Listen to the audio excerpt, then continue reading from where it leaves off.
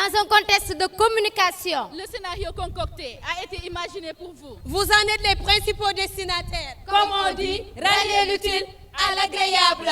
Top chrono. le signal est donné. Accrochez-vous. C'est parti. Place à la communication. Une communication artistique Rallier à l'utile à l'agréable.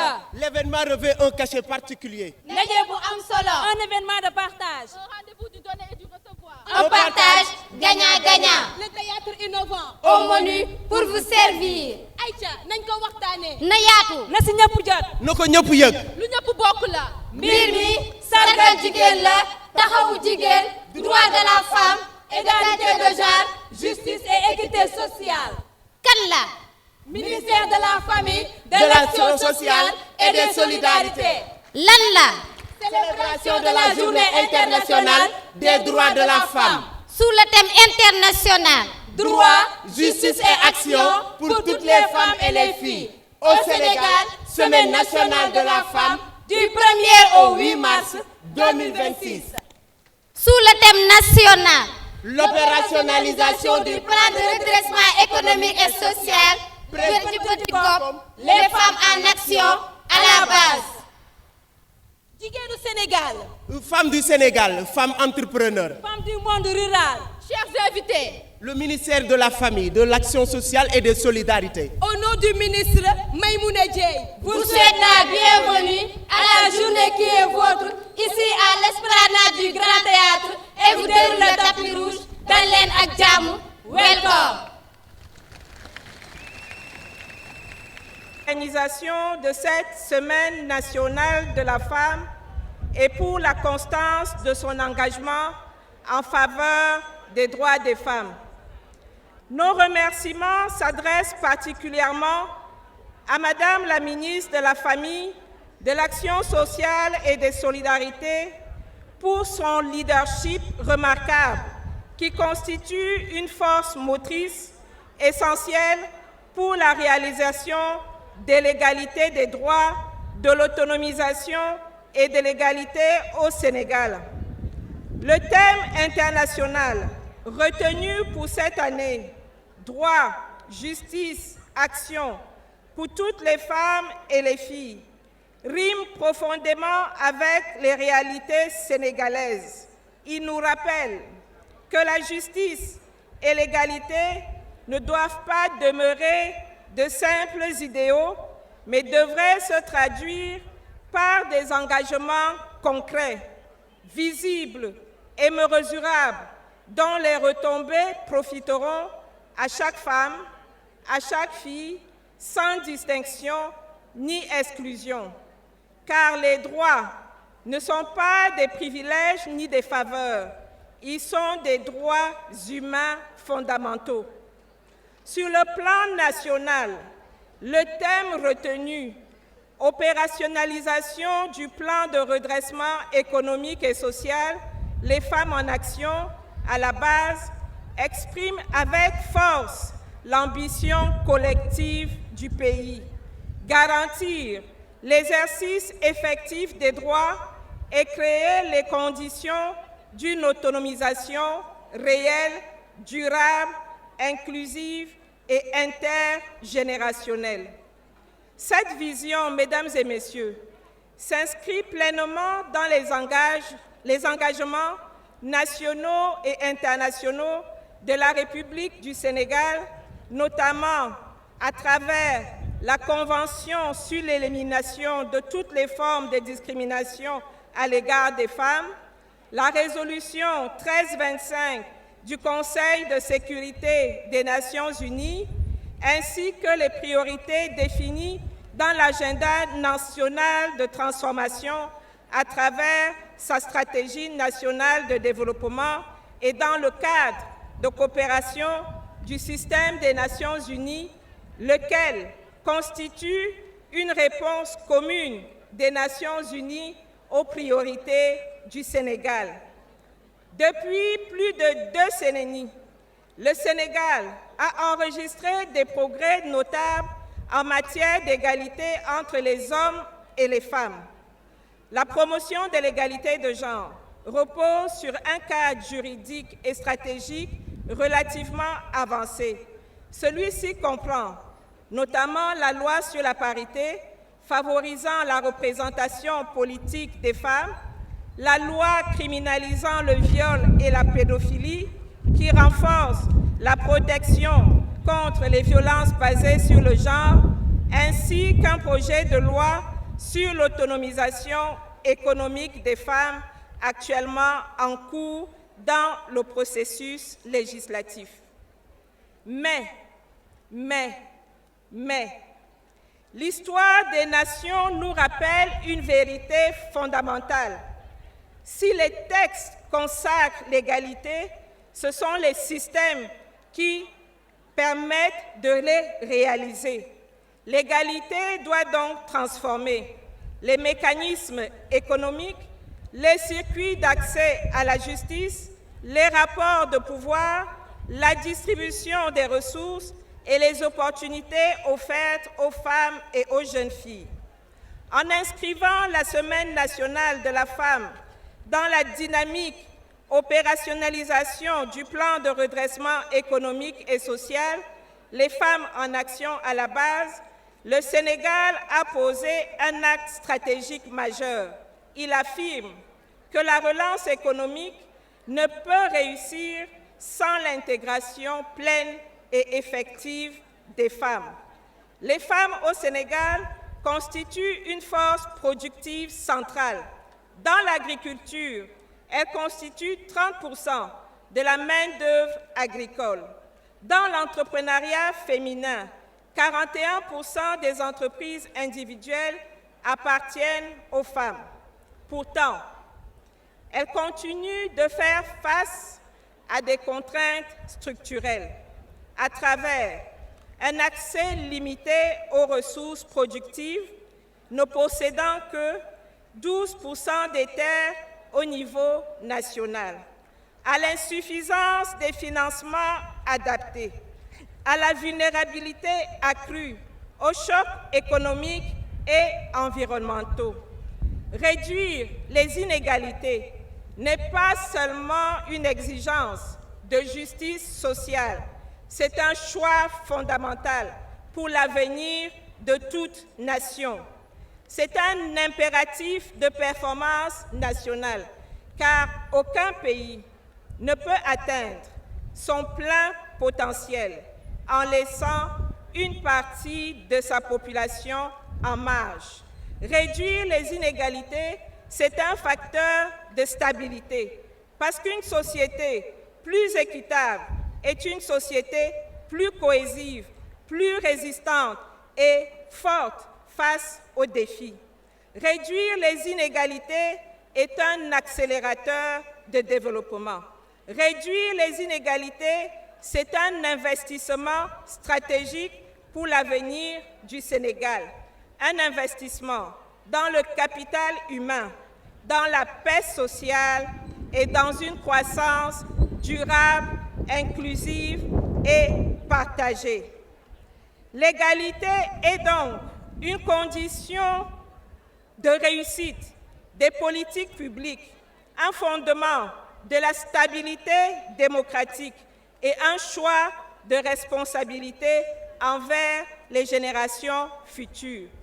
Excellences, Mesdames et Messieurs, le système des Nations Unies, à travers ma voix, réitère tout son engagement constant et résolu à accompagner le gouvernement du Sénégal à traduire en résultats concrets les engagements communs au bénéfice des femmes et des filles, et en particulier les plus vulnérables. Le thème international « Droit, justice, action » et celui national « Opérationnalisation du plan de redressement économique et social, les femmes en action à la base » exigent une mobilisation coordonnée et intégrée de tous les acteurs, gouvernement, secteur privé, collectivités territoriales, système des Nations Unies, partenaires techniques et financiers, société civile. D'où notre appel puissant à un engagement collectif afin que chaque femme chaque fille puisse exercer pleinement ses droits, accéder à la justice, participer aux décisions et contribuer à la prospérité nationale. Je vous remercie. Nous vous remercions. C'est avec un insigne honneur, un plaisir renouvelé et un profond sens des responsabilités que je prends la parole devant cette auguste assemblée en cette date symbolique du 8 mars, marquant la célébration de la Journée internationale des droits des femmes instituée par les Nations Unies en 1977. Une journée qui consacre l'aboutissement d'un long combat mené par les pionnières dès le début des années 1900 pour la reconnaissance des droits des femmes et la protection des travailleuses et travailleurs. Depuis lors, beaucoup d'eau a coulé sous les ponts et aujourd'hui, elle constitue un momentum pour célébrer les progrès, sensibiliser aux défis persistants et encourager les actions en faveur d'un monde plus inclusif à l'égard des femmes. Sous ce rapport, le thème principal de cette année correspond à la 51e édition depuis la proclamation de la journée porte sur droit, action et justice pour toutes les femmes et les filles. Un thème retenu par les Nations Unies pour rappeler l'urgence de passer des engagements déclaratifs à l'application effective de la panoplie des lois, des réformes, des professions de foi, que sais-je encore, à travers des mesures concrètes en vue de protéger et de promouvoir les droits des femmes et de leur assurer un meilleur accès à la justice et à la protection juridique. En d'autres termes, le thème interroge l'efficacité et l'impact des politiques de promotion et de protection des droits des femmes dans un contexte de recrudescence des violences ciblant les femmes et les filles et d'exacerbation de la pédocriminalité. Honorables invités, Mesdames, Messieurs, à la faveur de l'alternance du 24 mars 2024, le Sénégal, sous l'impulsion de son Excellence, Monsieur le Président de la République, Bassirou Diomaye Diakhar Faye, et de son Premier ministre, Monsieur Ousmane Sonko, s'est doté d'un nouveau référentiel des politiques publiques, l'agenda national de transformation systémique du Sénégal, la vision Sénégal 2050, pour un Sénégal souverain, juste et prospère, ancré dans des valeurs fortes, le djoubal et le djoubanti. Dans ce même sillage, le plan de redressement économique et social, le Djoubanticom, a été adopté le 1er août 2025 comme une stratégie d'urgence visant à rompre avec un modèle éprouvé qui a enregistré des avancées certes, mais encore insuffisantes. Le Djoubanticom vise à impulser et à accélérer le développement de notre pays à travers une démarche de rupture adossée à des mesures fortes, courageuses et innovantes qui requièrent la mobilisation de l'ensemble des forces vives de la nation. Dans cette optique, le ministère de la Famille, de l'Action sociale et des Solidarités a décidé d'engager la réflexion sur l'opérationnalisation du plan de redressement économique et social, le PRES, Djoubanticom, mais les femmes en action à la base, retenu comme thème de la Semaine nationale de la femme. Mesdames, Messieurs, distingués participants, pour rappel, les défis globaux, régionaux et nationaux auxquels les femmes sont confrontées ont pour nom inclusion, égalité, prévention et protection contre les violences basées sur le genre. Selon les rapports de l'OIT, même si les disparités en matière d'autonomisation économique ont été comblées à hauteur de 68,5%, des barrières tenaces subsistent dans le domaine économique. La participation des femmes au marché du travail est estimé entre 47 et 50% contre 72 et 80% pour les hommes. Chez les 25-54 ans, l'écart est encore plus marqué. Il culmine à 61,4% contre 90,6%. Pour ce qui est de l'écart salarial, les femmes gagnent en moyenne 20% de moins que les hommes à travail égal. Dans le domaine de l'inclusion financière, 74% des femmes dans le monde possèdent un compte financier contre 78% pour les hommes, mais 2% seulement des fonds de capital risque sont réservés aux start-up fondées par des femmes d'après une étude de la Banque mondiale. La liste est loin d'être exhaustive. Au Sénégal, selon l'Agence nationale de la statistique et de la démographie, seuls 13,8% des femmes sont propriétaires de leurs terres dans le secteur agricole ou encore qu'elles représentent 70% de la force de travail. La majorité des unités économiques au Sénégal évoluent dans le secteur informel et les activités dirigées par les femmes sont estimées à 32,9%. Elles sont sous-représentées, il faut le reconnaître, dans la fonction publique avec un taux de 15,7% au niveau des cadres supérieurs. Le taux de chômage de la population active, estimé à 16,9%, touche plus de à peu près 22,1% pour les femmes contre 9,6% pour les hommes.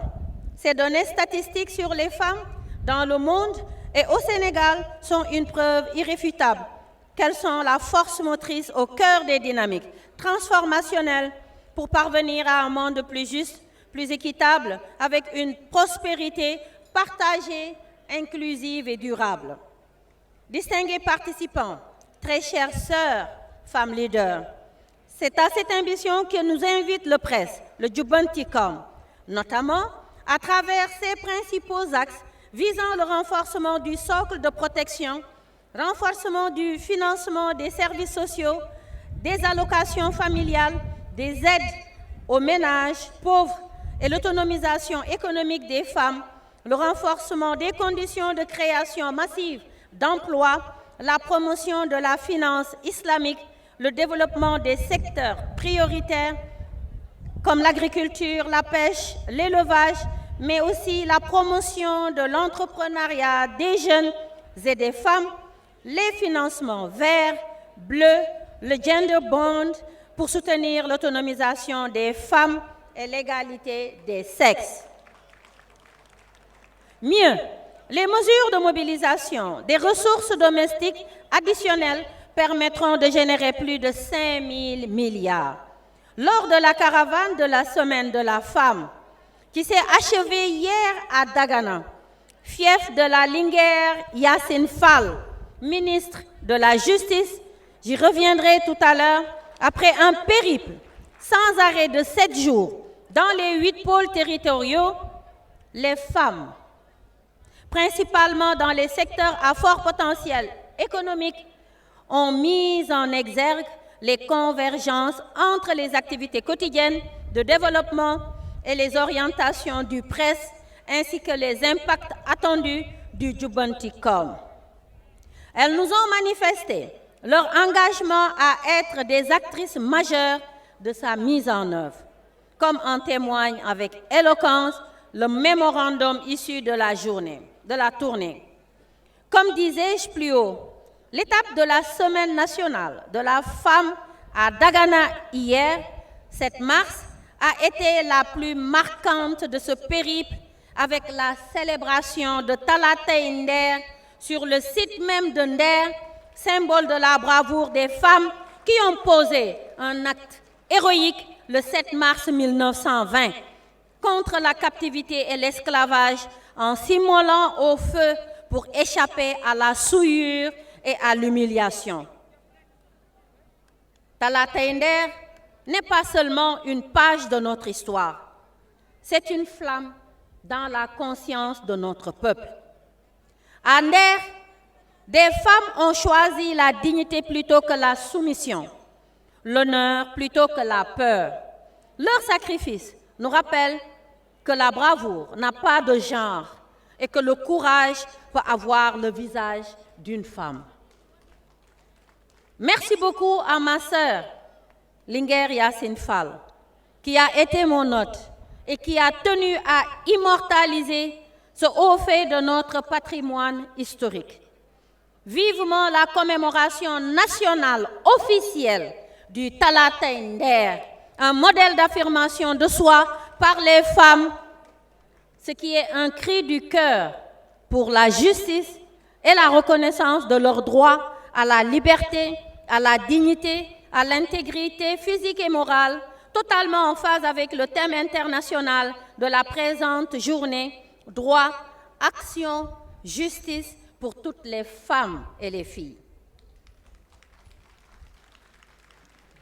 Pour revenir aux consultations régionales, elles ont été de véritables conférences territoriales, à l'écoute des femmes qui ont présenté des potentialités économiques, mais aussi les contraintes, les défis et perspectives de leurs différentes localités. D'autre part, ces forums ont été l'occasion pour le gouvernement, à travers le ministre de la Famille, de l'Action sociale et des Solidarités, de communiquer sur les projets prioritaires en faveur notamment de l'autonomisation économique des femmes, l'égalité de genre, la politique familiale, la protection de l'enfance, des groupes vulnérables, la protection sociale en santé, la promotion des solidarités, entre autres. Sous ce registre, la loi d'orientation sur l'autonomisation économique des femmes est en cours de finalisation et constitue une réponse majeure à bon nombre de doléances soulevées par les femmes. Les actions de solidarité menées dans le cadre de la Semaine nationale de la femme ont porté sur l'assistance aux DARA à travers un appui en denrées alimentaires et le renforcement de la prise en compte des personnes en situation de handicap dans les programmes de financement des projets pour les femmes. Mesdames, Messieurs, au terme de l'édition 2026 de la Semaine nationale de la femme, je voudrais, au nom de toutes les femmes du Sénégal, exprimer ma profonde gratitude à l'État du Sénégal et particulièrement à ONU Femmes, tous les partenaires et toutes les agences du système des Nations Unies, la coopération internationale en général, la société civile, pour leur engagement et leur accompagnement pour le développement de la femme sénégalaise. Permettez-moi de faire une fière chandelle à vous, toutes les femmes du Sénégal, pour votre participation massive, mais surtout l'enthousiasme que vous montrez pour cette importante initiative qui est désormais un événement précurseur de la Journée internationale des droits des femmes au Sénégal, inscrit en lettres d'or dans l'agenda républicain. Les femmes, au-delà de leur présence remarquable, ont rivalisé d'ardeur et de pertinence dans la formulation de leurs doléances, de leurs recommandations et ont, à travers des expositions très riches et diversifiées, mis en valeur leur savoir-faire, leur génie créateur et leurs immenses ressources naturelles dont regorge notre beau pays. Mieux, les mémorandums dressés avec exhaustivité serviront au gouvernement et à ses partenaires de véritables outils d'aide à la décision. De Dakar au Fouta, en passant par Mbour, Diourbel, Kaolack, Sédhiou, les femmes de ces vibrants pôles territoriaux nous ont démontré leur parfaite adhésion à la vision et au programme de l'État et l'ont ainsi identifié avec nous les facteurs de réussite, les goulots d'étranglement, le tout dans une atmosphère de ferveur intense durant ce mois béni de Ramadan et de Carême, où les prières des communautés musulmanes et chrétiennes ont accompagné notre caravane. Alhamdulillah. Jarama aux femmes du Sénégal. Gatchenga Lama Yendigenu Sénégal. Les femmes en action pour un Sénégal souverain, juste et prospère, grâce à son capital humain, le génie créateur des femmes et ses ressources endogènes. Vive le Djubontikom, vive le Sénégal. Bonne fête de la femme. Je vous tends chaleureusement la main, mes très chères sœurs, de tous bords, de tout âge, de toute obédience. Vive la sororité pour un mouvement féminin fort, pour une nation forte et solidaire. Le cœur d'une femme résolue est plus puissant qu'un troupeau d'éléphants et unis, nous arriverons au bout de nos défis. À l'année prochaine, Inch'Allah. Je vous remercie de votre aimable attention.